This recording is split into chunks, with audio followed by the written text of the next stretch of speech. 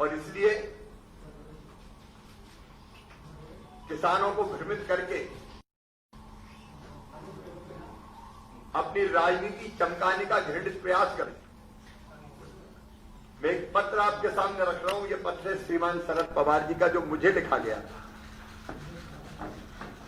और यह 2011 में लिखा गया था, 2011। मैं तब भी चीफ मिनिस्टर था मध्य प्रदेश का। शरद पवार जी कृषि मंत्री थे। श्रीमान मनमोहन सिंह जी भारत के प्रधानमंत्री थे और मैडम सोनिया गांधी जी यूपीए की चेयरपर्सन थी। पत्र विस्तृत है, आपको मैं दे दूंगा,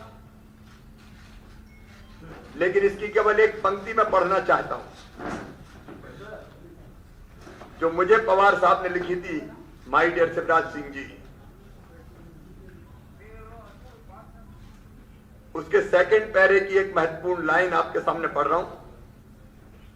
there is a need to amend the present APMC act on this lines of the model APMC act 2003 in order to encourage private sector investment in marketing, infrastructure and providing alternate competing marketing channels in the overall interest of the farmers, consumers and agriculture trade। ये शरद पवार साहब मुझे लिख रहे हैं 2011 में। और उसके बाद मैडम श्रीमती सोनिया गांधी चेयरपर्सन थी। ये कांग्रेस पार्टी ने उस समय APMC मॉडल एक्ट का समर्थन किया।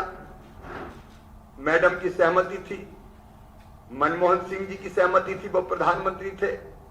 इतने ही नहीं, कांग्रेस ने अपने इलेक्शन मैनिफेस्टो में 2019 में ये लिखा था, Congress agricultural produce market committee act को निरस्त कर देगी और कृषि उत्पादों के व्यापार की व्यवस्था करेगी, जिसमें निर्यात और अंतर राज्य व्यापार भी शामिल होगा, जो सभी प्रतिबंधों से मुक्त होगा।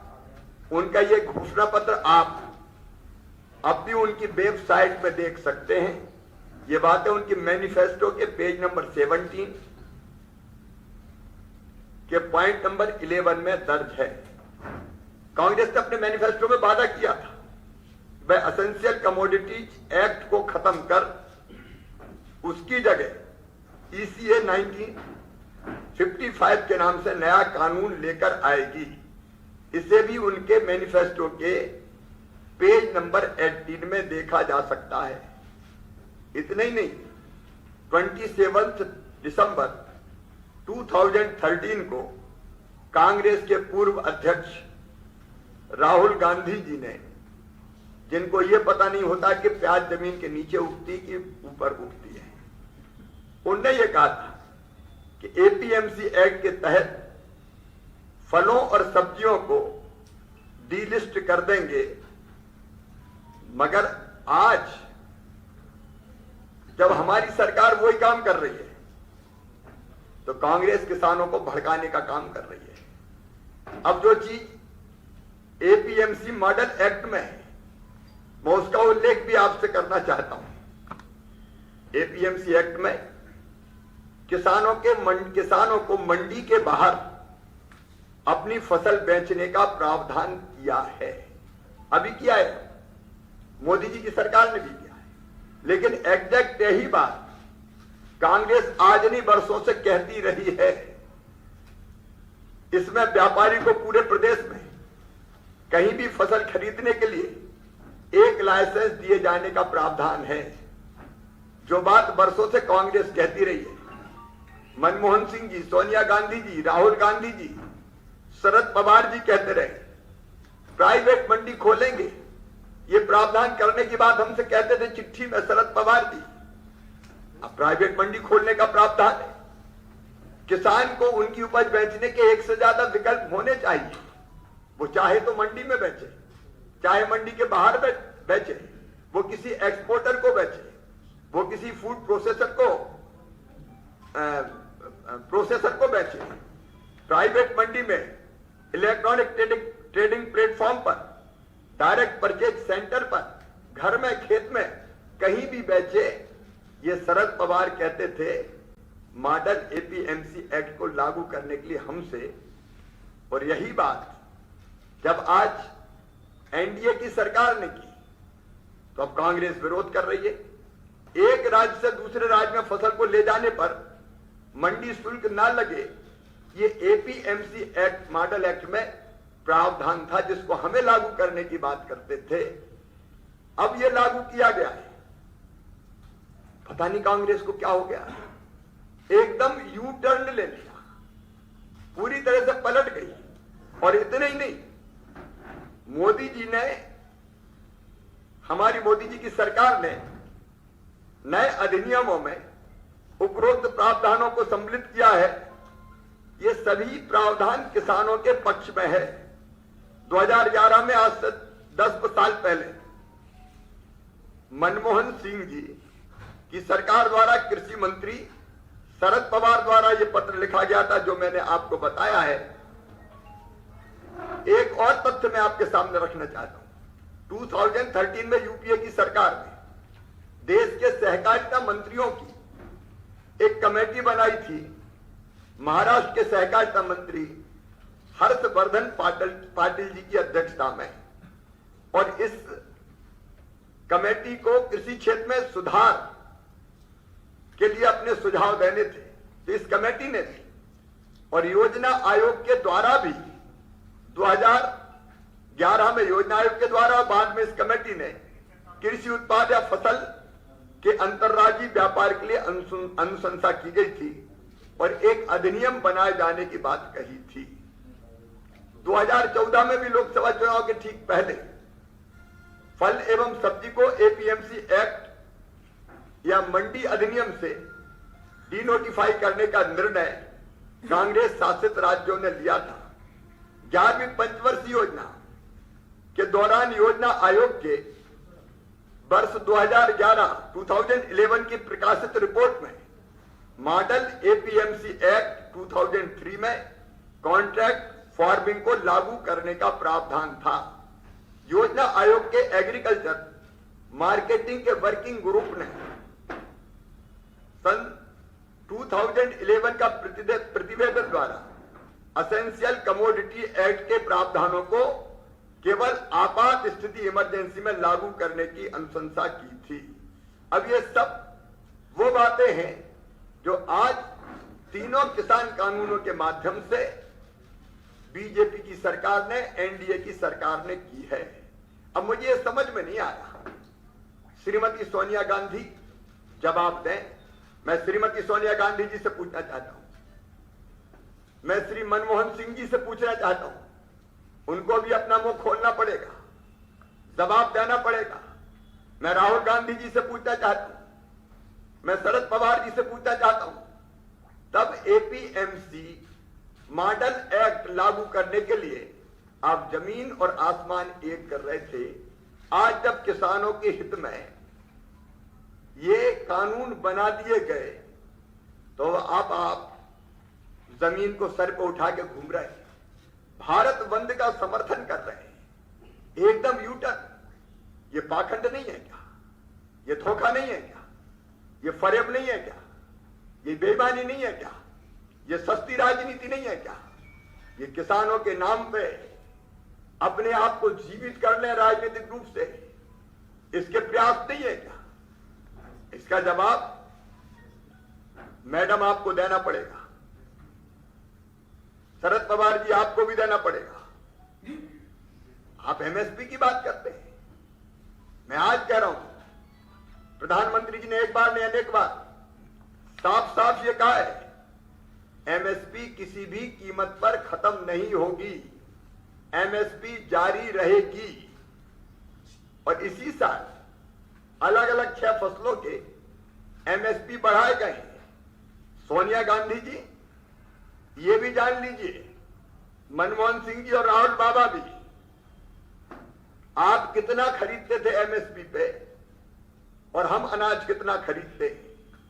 मैं कहना चाहता हूं, जब भारतीय जनता पार्टी की मोदी जी की सरकार आई, यूपीए ने 2009 से 2009 से 14 तक पेडी धान खरीदी केवल 2.06 लाख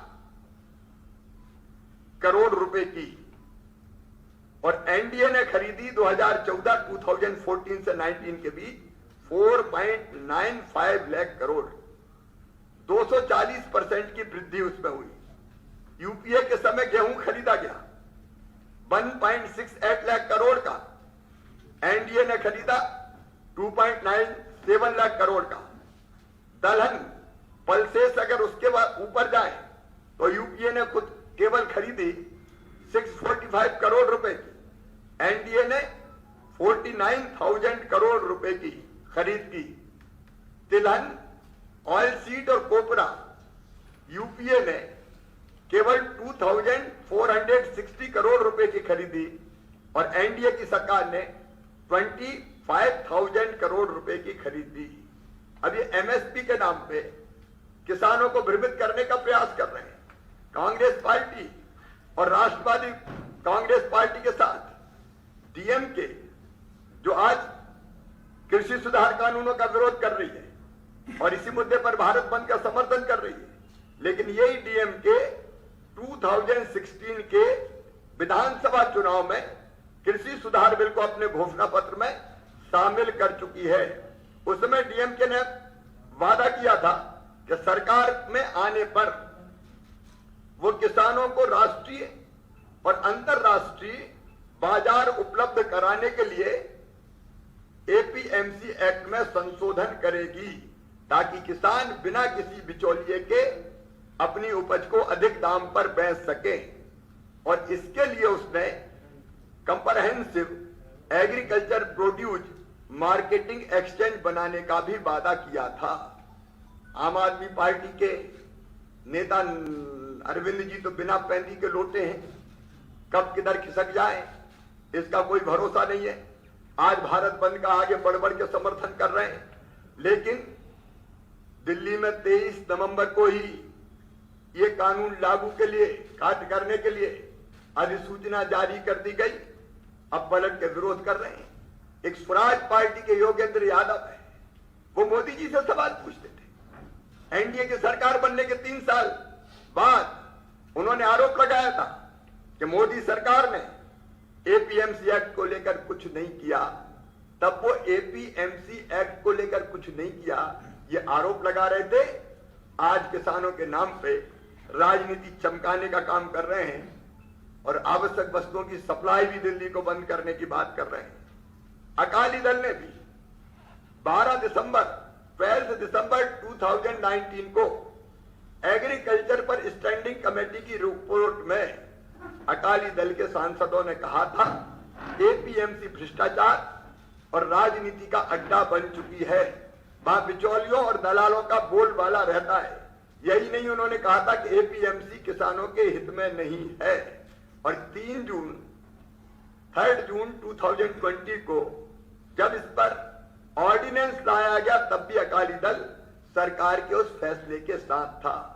समाजवादी पार्टी जब संसद की, आज भारत बंद की बात कर रही है, लेकिन जब संसद की स्टैंडिंग कमेटी में चर्चा हो रही थी तो 12 दिसंबर 2019 को 12 दिसंबर 2019 को एग्रीकल्चर पर स्टैंडिंग कमेटी की जो रिपोर्ट आई, उसके मुताबिक आदरणीय मुलायम सिंह जी का बयान समाजवादी पार्टी के दोगलेपन को प्रदर्शित करता है। मुलायम सिंह जी ने सुझाव देते हुए कहा था कि एपीएमसी की आलोचना की थी और कहा था इससे किसानों को नुकसान हो रहा है। तब नुकसान हो रहा था, अब फायदा होने लगा। शिवसेना संसद की स्टैंडिंग कमेटी में शिवसेना के सांसद विनायक भाऊराव राउत भी सदस्य थे, जिन्होंने एपीएमसी के बारे में मुलायम सिंह यादव कांग्रेस और एनसीपी समेत अन्य दलों के साथ मिलकर सुझाव दिया था। आज शिवसेना की राग भी अलग है, टीएमसी के तो कह रही क्या है। तब उनके सांसद अबू ताहिर खान ने स्टैंडिंग कमेटी की बैठक में कहा था एपीएमसी को बदलना चाहिए। लेफ्ट पार्टियां यूपीए की सरकार में शामिल थी जब मॉडल एक्ट की बात हो रही थी, और अब तो टीआरएस अभी तक कुछ नहीं बोली, लेकिन अचानक नींद से जग गए और उठ के कहने लगे क्या दवाका के बाद और हैदराबाद के बाद कह रहे मैं भी भारत बंद का समर्थन कर रहा हूं। धन्य मुख्यमंत्री जी, अब तक कहां नींद में सो रहे थे। मैं कहना चाहता हूं एक कानून, कृषि कानून तब लागू हुए थे जब बिहार के चुनाव चल रहे थे। लगभग 12 राज्यों में बाय इलेक्शंस हुए थे। मध्य प्रदेश में तो आम चुनाव ही था, सीधे सीधे हम और कांग्रेस लड़ रहे थे। कांग्रेस को हमसे 10% कम वोट मिले और भारतीय जनता पार्टी ने मध्य प्रदेश में शानदार जीत हासिल की है। बिहार में भारतीय जनता पार्टी जीती, उत्तर प्रदेश सहित गुजरात जो रूरल सीटें थी वो भारतीय जनता पार्टी जीती, और तेलंगाना में भी भारतीय जनता पार्टी जीती। अगर इसके विरोध में होते किसान तो अधिकांश ग्रामीण क्षेत्रों में भारतीय जनता पार्टी शानदार विजय कैसे हासिल करती। मैं इन सब दलों से कहना चाहता हूं ये पाखंड ना करें, ये भ्रमित करने का काम ना करें। कांग्रेस का तो काम ही रहा है आग लगाओ, हिंसा फैलाओ, अशांति पैदा करो। मैदान में मुकाबला नहीं होता मोदी जी से, उसकी ताकत नहीं है, उसकी क्षमता नहीं है, तो भड़का के देश का माहौल बिगाड़ने की कोशिश करो।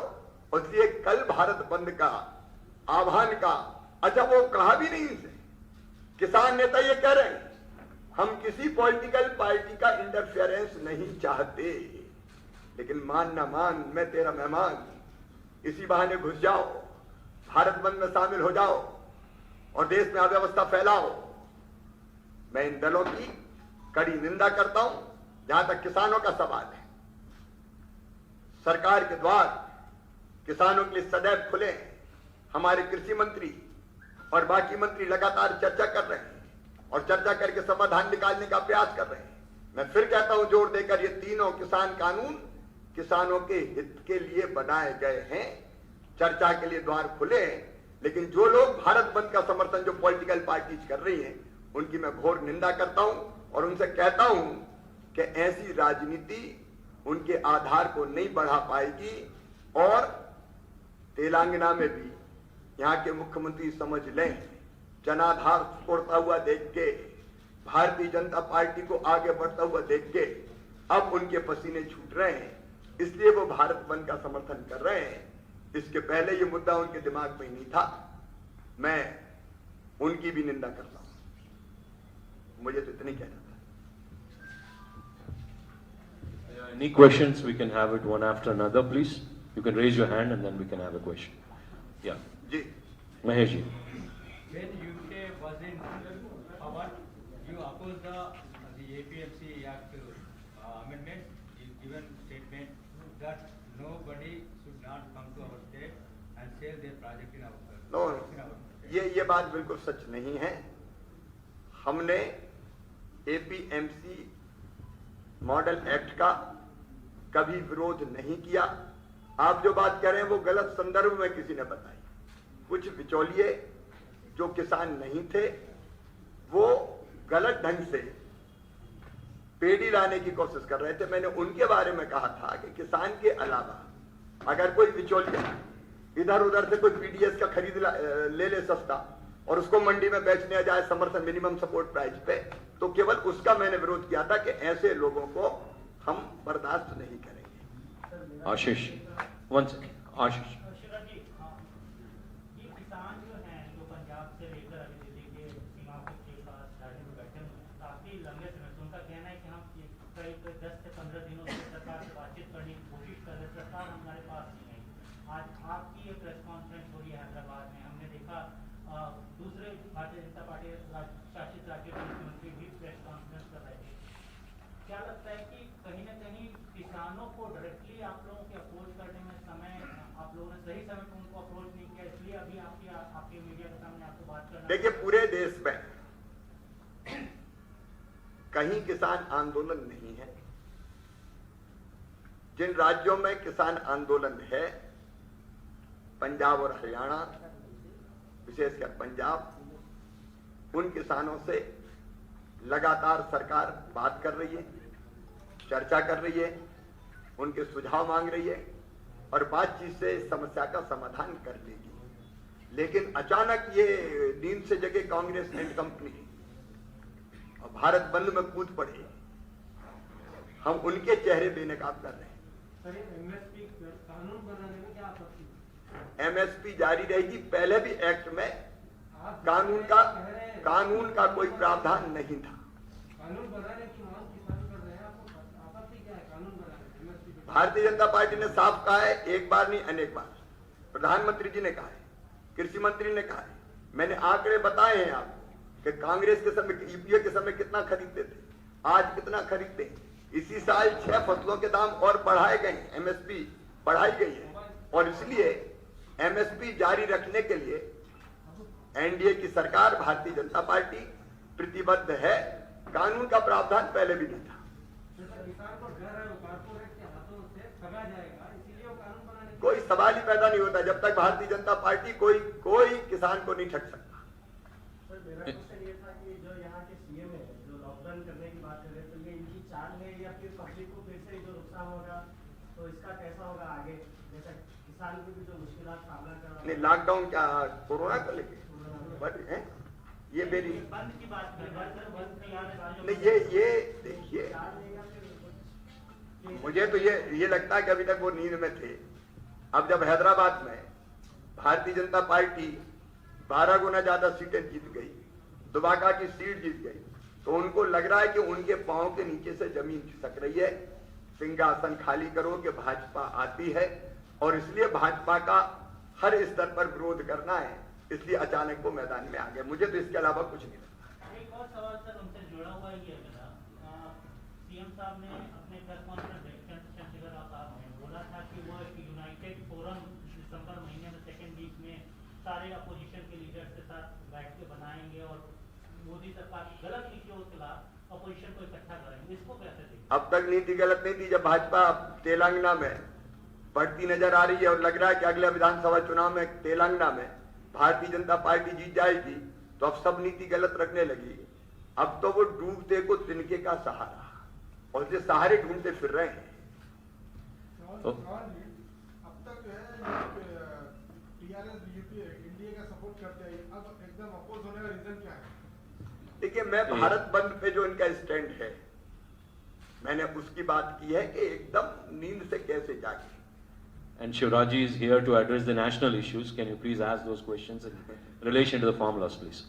Sir, farmers across all the states in the country, in every corner, are expecting agricultural reforms. Like you have got this bill, but they are complaining about the infrastructure and direct marketing technology. So, is the government going to do something about that? देखिए, प्रधानमंत्री जी ने आत्मनिर्भर भारत के लिए, आपको पता है कि एग्रीकल्चर इंफ्रास्ट्रक्चर के लिए लगभग 1 लाख करोड़ रुपए की विशेष योजना अनाउंस की है, जिसमें एग्री इंफ्रास्ट्रक्चर को, मार्केटिंग को, एफपीओज को प्रमोट करने के एक नहीं कई कदम, कोल्ड स्टोरेज की चेन बनाने को कई तरह के कदम उठाए गए हैं। मैं समझता हूं कि प्रधानमंत्री नरेंद्र मोदी जी जितना किसान हितैषी कोई नहीं है। उन्होंने दीर्घकालीन कदम किसानों के हित में उठाए हैं, वहीं तात्कालिक सहायता की भी जरूरत पड़ी है तो उससे भी पीछे नहीं हटे। Ashish ji will take a fight. Yeah, you want to. Social media में एक वायरल हो रहा है जो मध्य प्रदेश की राज्य में किसान ने जो गेहूं बेचने के लिए, धान बेचने के लिए आते, हम जेल में डालते, उसके ऊपर फाइन डालते, इसके ऊपर सोशल मीडिया में ज्यादा वायरल हो रहा है तेलंगाना राज्य में। इसके ऊपर आप क्या मैंने तो कहीं देखा नहीं सोशल मीडिया में क्या ऐसा चल गया, लेकिन मध्य प्रदेश में मैं केवल आपको आंकड़े बता रहा हूं। आपने सवाल पूछे ये, पिछली बार हमने जो वीट की, गेहूं की खरीद की 1 करोड़ 29 लाख मीट्रिक टन, जो पंजाब से भी ज्यादा थी हिंदुस्तान में। और धान की बम्पर खरीदी अभी जारी है, किसानों को एमएसपी दिया जा रहा है और खरीदी की उत्तम व्यवस्था मध्य प्रदेश में है। రీజనల్ ఎవరన్నా అజయ్ గారు ఎవరన్నా दूसरे प्रांत से जो आता है जो మీ దగ్గర ఎవరన్నా किसानों की तीसरे प्रांत का नहीं, देखिए कुछ ऐसी घटनाएं प्रकाश में आई कि जो हमारे पीडीएस सिस्टम का पुराना रखा हुआ अनाज था उसको ट्रक में लाके किसी ने बेचने की कोशिश एमएसपी पे की। वो ट्रक पकड़े गए, तब हमने कहा कि ऐसे लोगों को मत छोड़ो जो रिसाइकिल करते हैं, गरीबों का खरीद कर वही फिर एमएसपी पे बेच जाए, सस्ता खरीद के महंगा, ये नहीं चलेगा। मैंने केवल उसकी बात कही थी, बाकी किसान स्वतंत्र है। We'll take one more, last. Ashish, you want to have? Go ahead. Sir जो प्रोटेस्ट हो रहे हैं दिल्ली में अभी बात आपने की राजनीतिक पार्टियां उस प्रोटेस्ट को हाईजैक कर रही हैं, कुछ ऐसे भी जैसे आज दिल्ली पुलिस ने भी कुछ एक्शन किया है, कुछ विदेशी ताकतों की भी लगता है कि कुछ इसको यूटिलाइज करने की कोशिश की जा रही है, कंट्री को डिस्टेबलाइज करने की कोशिश। देखो, दो चीजें मैं स्पष्ट कर दूं। एक, विशुद्ध रूप से जो किसान है सरकार उनके साथ खड़ी है, उनकी शंकाओं का समाधान करेगी, उनसे पूरी तरह से संवाद करेगी, उनको पूरी तरह से संतुष्ट करेगी। लेकिन किसान आंदोलन की आड़ में ऐसे तत्व जो हमारे देश में अराजकता जैसी परिस्थिति पैदा करनी चाहते हैं उन पर भी हम नजर रखेंगे, उनको नहीं छोड़ेंगे। बहुत बहुत धन्यवाद। Thank you. I thank the media for being here at a short notice. Thank you very much. Dhanyawad.